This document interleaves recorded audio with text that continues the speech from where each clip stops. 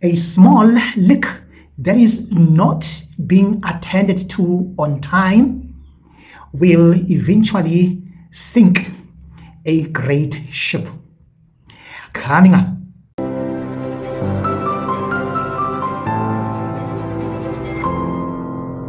In a shocking move that shocked political parties, EFF members in particular, Titus Chungu, the former host of the EFF podcast and the national communication manager for the EFF, has officially left EFF and officially joined ANC. Yep, he has joined ANC. You know, if there is anything that shocked me in all this, what blew me away is for him as a young man, as young as he is, to join ANC. And I was like, ANC, dude. Consider this is a young man, guys. This is a young man. And it seemed, of course, on our face that he was doing very well. I mean, in a party like EFF, because it's a party that is very youthful or full of youth in them. But I understand him leaving the party.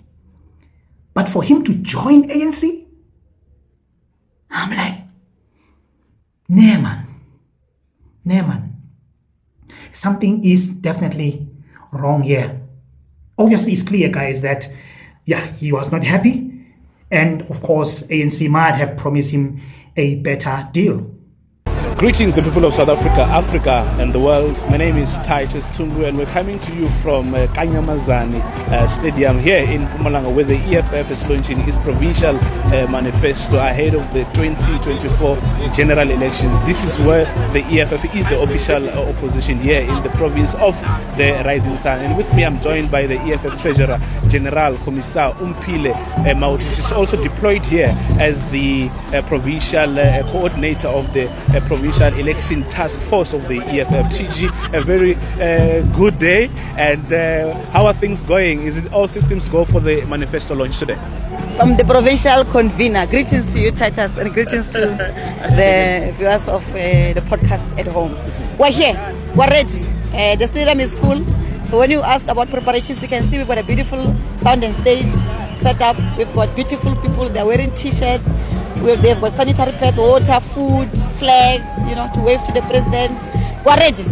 And therefore, I'm dedicating the song, Winnie Mandela, to the fighters and to all the ground forces. And I say to the ground forces, thank you very much for the hard work.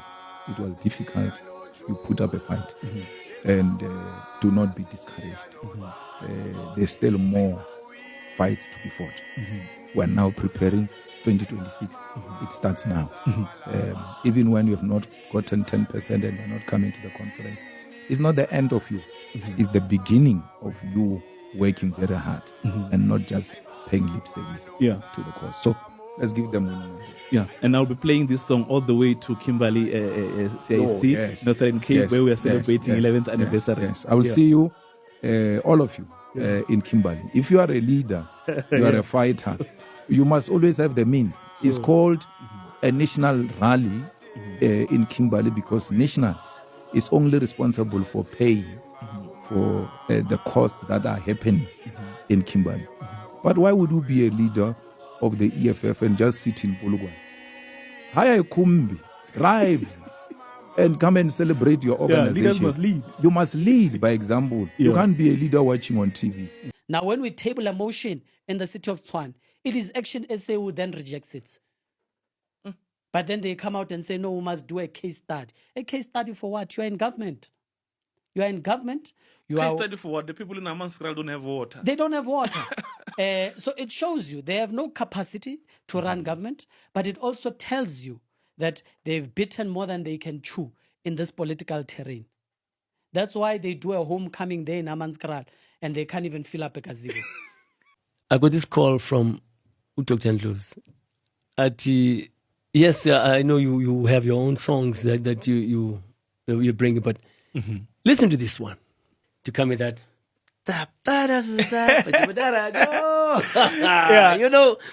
My 3-year-old son loves that song. Oh. Especially that part when it goes, You know, like when I was singing that, I was picturing myself on a mountain, calling everyone, come and listen, How do we really solve the problem of unemployment in South Africa? Is it something that we can solve ourselves? Only you are reliable or responsible for your own future. So you have to start waking up right now. Sure. Start finding out ways and creating ideas on how you can create your own thing. If it's not products, monetize those social media platforms. It's not those social media platforms. I know a young person who wrote a book out of his own phone. Those statuses that you post on a daily basis on Facebook, those complaints that you keep putting out there, all of that stuff, if you spend that amount of energy, that's a book. When you start a political party, you are joined by two people, activists and careerists. Now, when they see that there are no positions, careerists will leave, activists will remain. It is indeed clear that he was not happy within the EFF, because the guy, not only was he a podcast host, but this guy was a national communications manager for the EFF. So a person like that, he was always in a close proximity with the who's who's and the EFF's big guns. So definitely he knew something that we don't know that is happening internally. There's no way that a young man could just move and leave such a young party and just go for a party of grannies and the old men called ANC. It doesn't add up. It doesn't make sense at all. And I can see some of EFF podcasters are trying to downplay this thing to say, nah, he was. You may find that he was not even a member of the EFF. He was just working.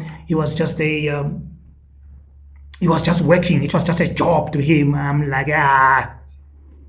we are not stupid.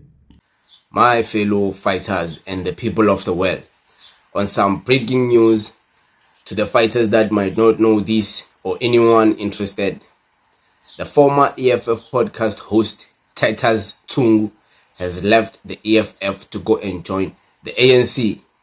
Yes, there is a lot of stories behind why he's now with the ANC.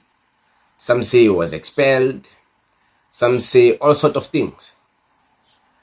But the important part is that he has left. It is confirmed. He confirmed it himself that he's now with the ANC, because his social media posts prove and show us that his new home is ANC, because he wrote "Home Sweet Home" in the ANC. So yeah, man, many people don't know something or don't know this man's story of how he got to be in the EFF. There was a job post that was advertised online that they need a podcast host. They need someone who's going to host a podcast and keep a podcast running, an EFF podcast. That's how he got the job. He got the job like that. That's why he was only known for being the EFF podcast host. So I don't see any reason people should be insulting him that he's with the ANC. Maybe the ANC offered him a better job opportunity that side. Because with him, we all know he was working just for the podcast. He was doing the podcast. He was not known for any other thing. So we can clearly say it was a job for him. And there's nothing wrong with that. Because he applied for a job and he got a job. There's high unemployment in South Africa. So maybe the ANC offered him something better. We are not stupid. This man was in a very close proximity with the top dogs, the top leaders of the EFF. So obviously, he possibly knew something that we don't know. There is no way that a party like EFF or Julius in particular could hire a person, even as a receptionist. Just they can't. Julius couldn't just hire somebody who is not and a staunch EFF supporter. It doesn't happen in any political party, let alone EFF. Juju wouldn't agree on that. And my man, Kagiso Hlongwane, he also touched on this. I liked his perspective on this. Listen to him here. Titus. No. What is this? What is this? Interesting move. Guys, let me tell you, you guys are loyal to political parties like it's a religion. You guys are too loyal. The political system will eat us alive, Africans. I promise you. Every person is walking their individual journey in this politics. There was a lady of the economic freedom fighters last year in the Western Cape that joined the DA. I could not believe it. From EFF to DA. That is like, I don't know. I can't make an example. I can't even say from Islam to Christianity. It's worse than that. Now you have someone, a young man who was in the forefront of the EFF, pushing the EFF brand, running their podcast, going back to the ANC. Guys, how is that? It blows my mind. And I'm pretty sure he's going to get an interview somewhere. And he's going to say some things that some fighters are not going to like. He's going to expose some things this young man was at Mama Winnie Madikizela's house. He was there. I believe the podcast is there. So for me, it's crazy. It's crazy that something like this can happen to the ANC. It's not impossible. I'm not angry at him. I'm not happy for him. I'm just neutral. I'm just so interested to hear what could have. Why, man? No, man, it can't be. Comrade, to the ANC, congratulations. What value do you add to the ANC? What value does the ANC add to you? Were you a spy?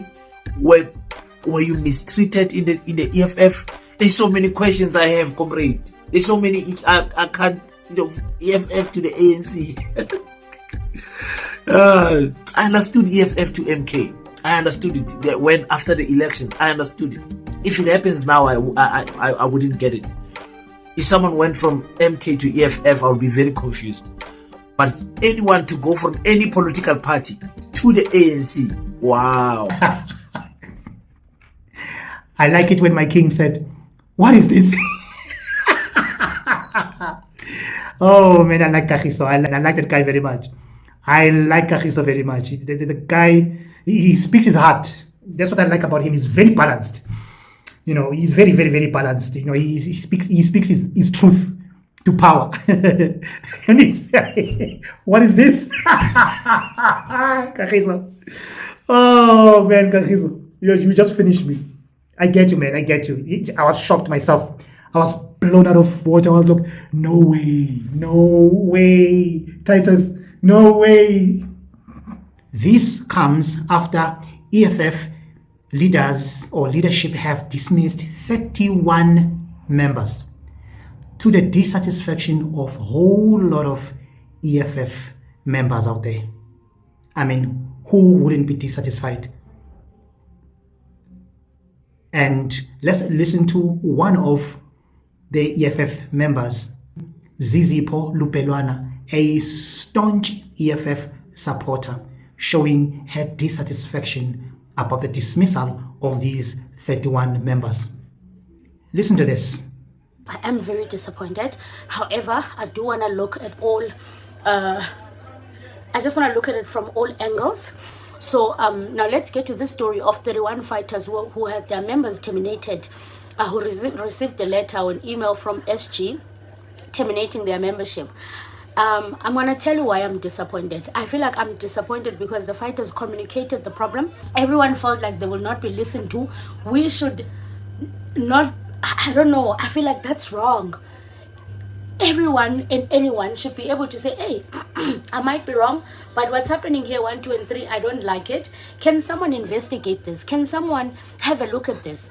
And then I remember Veronica Mente also reaching out to me as well, saying, Ubana, I must forward her the emails from the fighters that were complaining. I forwarded her the emails, right? And yesterday, the SG's office released a letter terminating 31 members. 31 members. I think, again, I'm so glad that I'm not a politician. I'm glad that I don't have ambitions of anything. Like, I'm so glad because, like, I get to be me and I get to speak, you know. There is no way that we can, as an organization, sacrifice 31 members for 2 people. Because maybe those people are like, maybe they've been there or maybe are closer to the people that are at the top. There is absolutely no way we can sacrifice 31 ground forces for 2 people because they are closer to people that are there on top. When people send emails, follow the right channels, they should be listened to. The first sitting collapsed, the second sitting collapsed. Instead of leaders coming down and finding out, yes, TG, I heard that TG went down there to listen, and people were saying the questions that TG was asking were very good, and TG saw that there was a problem there. So instead of this thing being solved, they would rather sacrifice 31 fighters. So this thing of, it seems like when someone else is speaking is not important than the other, and the other one, when they speak, they're more important, maybe because they know someone who's there, it will not grow this organization. And if we're gonna keep getting rid of people that are that work the ground and leave people that are celebrities and well known, we will not grow this organization. And if we're going to have leaders that will not condemn bad behavior when it comes from certain people, because it comes from those people, then we will not grow the organization. We will keep on saying we are attacked by white monopoly capital, wara. We will never grow. This is the same thing that killed the ANC. I totally agree with Zizipo here. It can be very frustrating when top leaders seem to turn a blind eye to the ground forces. You guys will remember, this is how I warned MK just a couple of months ago, that if they dare neglect their ground forces, they are done. Because a political party is not formed by top 6, but a political party is formed by ground forces. Now I'm saying to you, watch EFF members turning against him, swearing at him, insulting him like they never knew Titus. The same thing they did to Floyd. Now watch EFF members now turning against this young man and insulting him like you won't believe. Yep. What do you think?